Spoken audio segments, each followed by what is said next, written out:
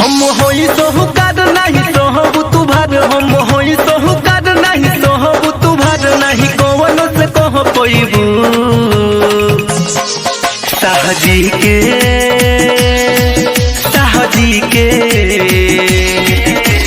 आही दादा लोट साहजी के सह पैबू तबे राहुटी में रह पैबू, लोट साहजी के सह पैबू तबे राहुटी में रह पैबू।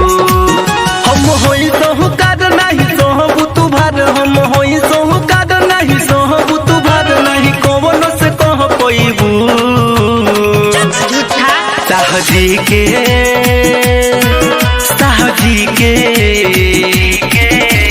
अच्छा लोट साहजी के सह पैबू तबे राहुटी में रह पैबू, लोट साहजी के सह पैबू तबे राहुटी में रह पैबू। बुझ गइलू रे महाकाल रिकॉर्डिंग स्टूडियो नरगा बाजार सीतामढ़ी।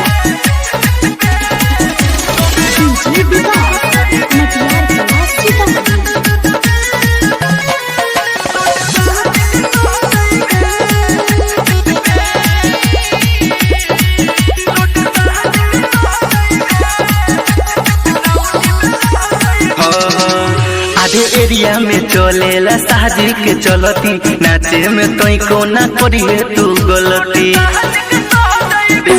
सुन एरिया में चलेला साहजी के चलती, नाचे में तोई को तू करिए न गलती। सादा गोद में दम झाड़ बानी हम रंग दाद, सादा गोद में दम झाड़ बानी हम रंग दाद, यहाँ मोही जस मोह जइबे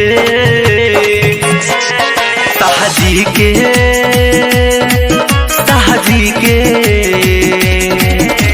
ढेर बोला तारा लोट साहजी के सह पैबे तबे राहुटी में रह पैबे, लोट साहजी के सह पैबे तबे राहुटी में रह पैबे।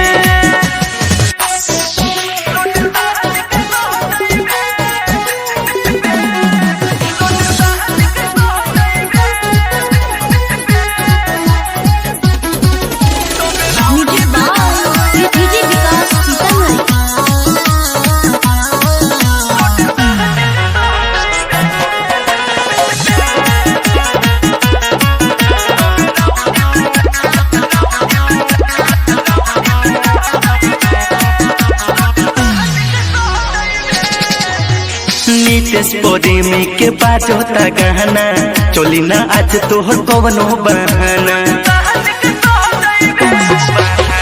नीतेश प्रेमी के बाजोता गहना, चोली ना आज तोहर कवनो बहाना। ओइले अमृत लाल तोहर कोदी बुरा हाल, ओइले अमृत लाल तोहर कोदी बुरा हाल, नींबू पानी जस बह जइबे साहजी के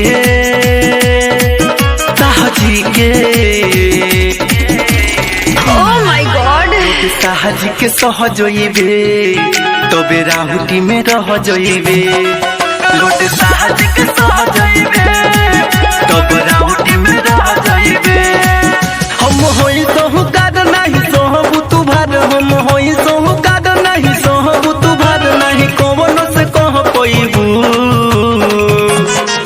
साहजी के